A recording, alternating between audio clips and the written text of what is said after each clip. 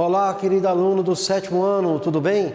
Aqui é o tio Leonan Júnior, professor de Geografia, e estamos aqui para trabalhar a formação do Nordeste brasileiro, querido aluno.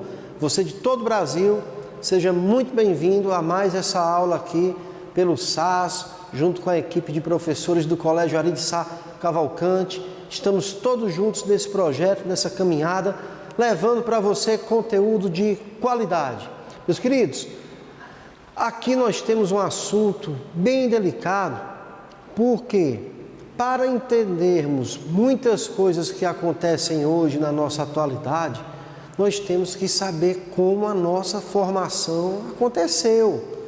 Nós temos que saber que muitas coisas que hoje estão presentes na nossa sociedade, elas são consequências de decisões que foram tomadas no passado. Decisões econômicas, decisões políticas.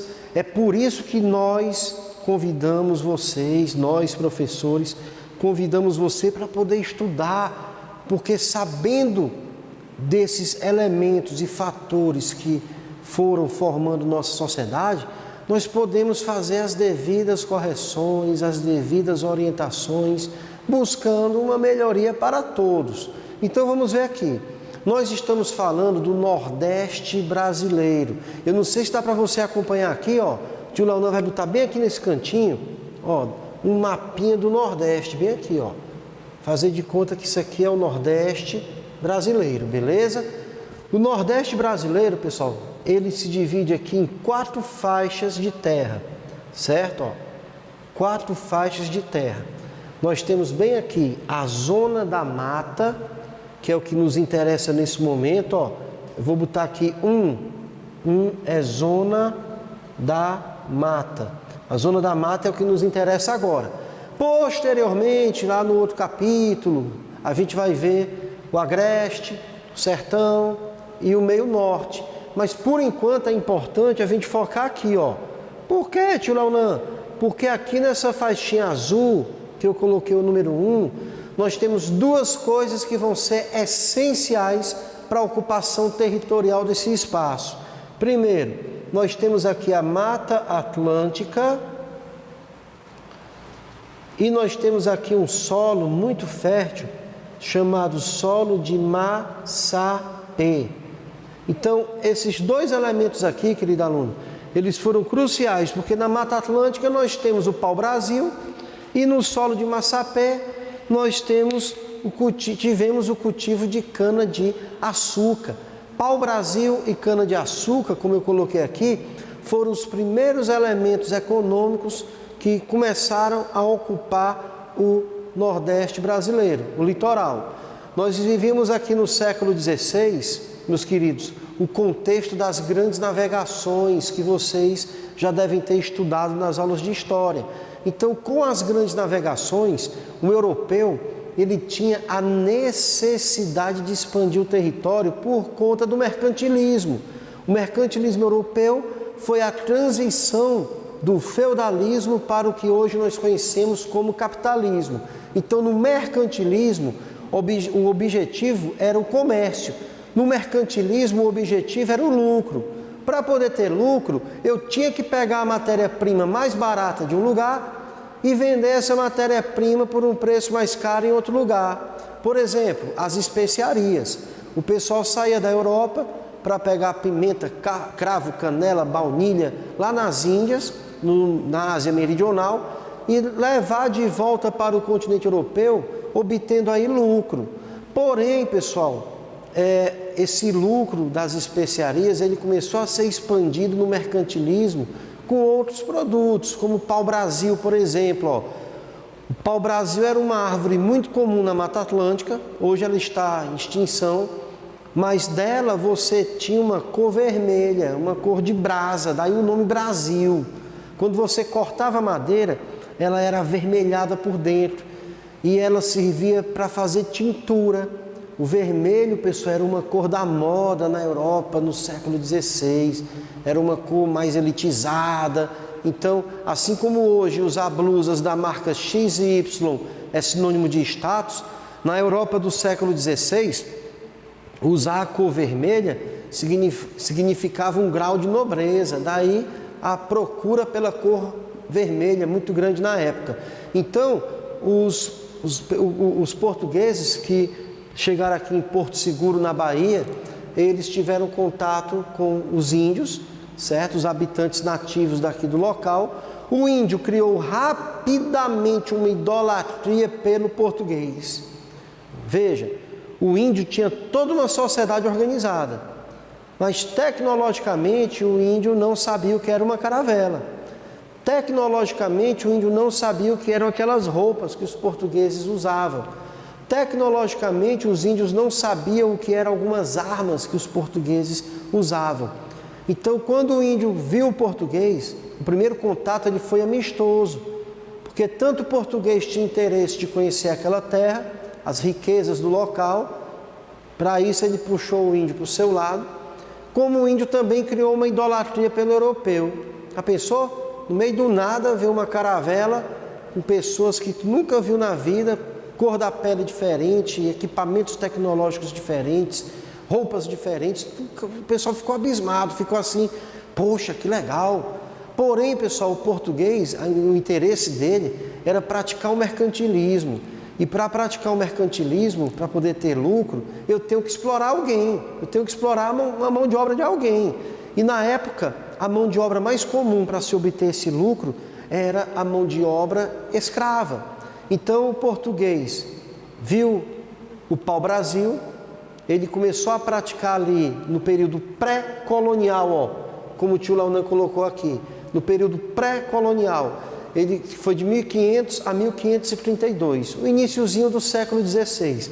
Ele começou a explorar o índio pelo escambo, está aqui, ó, escambo, certo? No período pré-colonial, que foi de 1530 a 1532.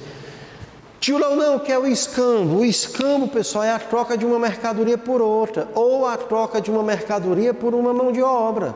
Eu chegava para o índio, vestidão legal, né? Eu com minha espada, minha arma aqui com pólvora, uma vestimenta diferente, um chapéu bonito. Eu dizia para o índio, ó, cara, vamos derrubar aquela madeira ali do pau-brasil, vamos levar aqui para uma feitoria. Feitoria era um entreposto comercial, onde a madeira ficava ali armazenada, esperando a caravela vir buscar e levar para a Europa. Então, aquele pequeno centro comercial, com casas, o comércio, que a gente chamou de feitoria, o índio passava o dia derrubando madeira, pessoal, desculpa, para levar lá para a feitoria. E o índio, pessoal, ele começou a perceber que esse escambo, ele não era vantajoso para ele. Por quê, tio Launan? Porque meu amigo índio começou a perceber que passar o dia cortando madeira para um português, para no final do dia ganhar um chapéu, um pedaço de espelho, aquilo não era vantagem. O índio, pessoal, vamos entender como era a cultura indígena aqui. O índio, ele não acumulava bens. O índio, quando ele precisava de algo, comida, né, uma caça, uma fruta, um peixe, ele ia na floresta, no rio, ele ia caçar, ele ia pescar, ele ia coletar. Então o índio, ele vivia numa harmonia tão perfeita com a natureza, que ele não precisava trabalhar 12 horas por dia, está entendendo? O índio, segundo alguns antropólogos que estudaram a formação do território brasileiro, ele trabalhava em média, pessoal, 4 horas por dia. Tu já pensou? O índio trabalhava 4 horas por dia e tinha o suficiente para viver, porque sabia que ali não ia faltar. Tio Launan, o dia tem 24 horas, o índio trabalhava 4 horas por dia, o que é que ele fazia com o restante do tempo? Ele dormia, ele conversava com os filhos, com a esposa, com as pessoas mais velhas da tribo. O índio tinha nas pessoas mais velhas da tribo uma fonte de sabedoria. Então a pessoa idosa era respeitada dentro da tribo. O índio praticava os rituais religiosos dele, né? Então o índio tinha toda uma cultura e ele tinha tempo para viver essa harmonia. Porém, o que foi que o português disse? Não, rapaz, isso aqui é muito preguiçoso. O cara não quer trabalhar 12 horas por dia, o cara não quer trabalhar 16 horas por dia, ele está fugindo do molde mercantilista.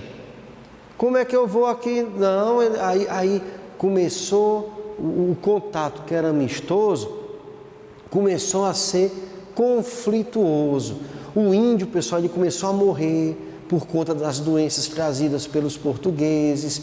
O índio, pessoal, ele começou a morrer porque, além das doenças, o organismo do índio, entenda, ele não estava preparado para o ritmo de trabalho imposto pelo português.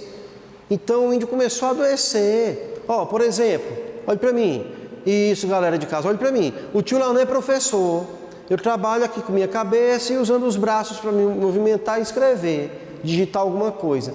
Tu já pensou se alguém chegasse para mim e dissesse assim: Leonel, meu filho, você agora vai trabalhar descarregando saca de 60 quilos de um caminhão. Eu não, apesar de ser forte e bonito, eu não tenho porte físico, pessoal, para descarregar saca de 60 quilos de um caminhão. Eu vou no mercantil, pego 2 sacolas, eu pego um garrafão d'água para botar, eu fico suando. Já pensou em descarregar uma carga de 60 quilos de um caminhão? Na 3ª saca eu estava com febre. Na 6ª, 7ª saca eu estava doente. Foi o que aconteceu com o índio, meu querido. O organismo do índio não estava preparado para esse ritmo de trabalho braçal, forçado, onde exigia muito de sua estrutura e muito do seu tempo. Então, quando o índio começa a perceber que essa relação dele com o português, baseada num escambo, não é vantajosa, porque ele está deixando de fazer as outras atividades da tribo e ele está sendo submetido a um ritmo de trabalho forçado, o índio se recusa a trabalhar para o português.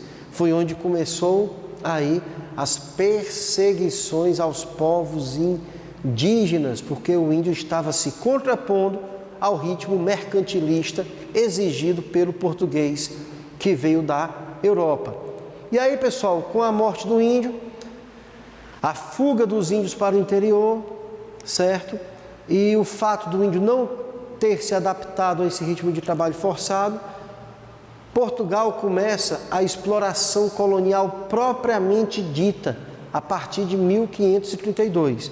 Nós saímos daqui, do pau-brasil, e agora nós fomos para a exploração de cana-de-açúcar. E aí, pessoal, por que a cana-de-açúcar? Primeiro, para poder garantir a posse de um território, nós temos, só o extrativismo não resolve. Para poder garantir a posse de um território, eu tenho que demarcar aquele território como uma atividade econômica. Daí a agricultura. A agricultura é diferente de extrativismo. Extrativismo eu vou lá, tiro, levo. Não me preocupo com a reposição. Já na agricultura não. Eu planto, eu cultivo, eu cerco a terra, eu delimito aquele espaço. Então, a partir do momento que o português entra com a agricultura, ele está demarcando aquela terra, porque franceses e holandeses, eles visitavam, entre aspas, constantemente o litoral nordestino em busca de território, certo? Então, na cana-de-açúcar, com o solo de massapê, aqui no litoral do Nordeste, onde hoje nós chamamos de Zona da Mata, o português viu essa oportunidade de cultivar. Mão de obra, o escravo africano. Portugal já tinha colônias na África, onde eles plantavam cana-de-açúcar, com a mão de obra africana escrava. Então, o negro da África, ele já tinha experiência com esse tipo de ritmo de trabalho, e o português estendeu esse processo lamentável de escravidão da África para a costa do litoral da sua colônia, que hoje é o Brasil. Então, essa relação foi baseada no Pacto Colonial. Tudo que era produzido aqui era exclusividade de Portugal, como a cana-de-açúcar, por exemplo. Se baseava no mercantilismo europeu, ou seja, o português estava tentando obter ali o lucro, para a grande burguesia que investia no comércio e também para a nobreza.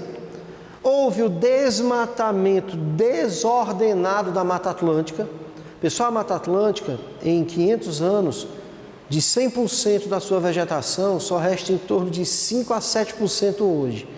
Ela foi uma das vegetações do planeta que mais sofreram intervenções nesse processo aqui colonial do século XVI para cá, certo? Os escravos que vieram da África, né, já que o índio não se adequou a esse ritmo de trabalho, alguns tentaram resistir, outros fugiram para o interior, muitos morreram de doenças. Então Portugal estendeu essa mão de obra escrava da África aqui para a colônia portuguesa, onde hoje é o Brasil. E aí, pessoal, nós tivemos uma sociedade completamente dividida.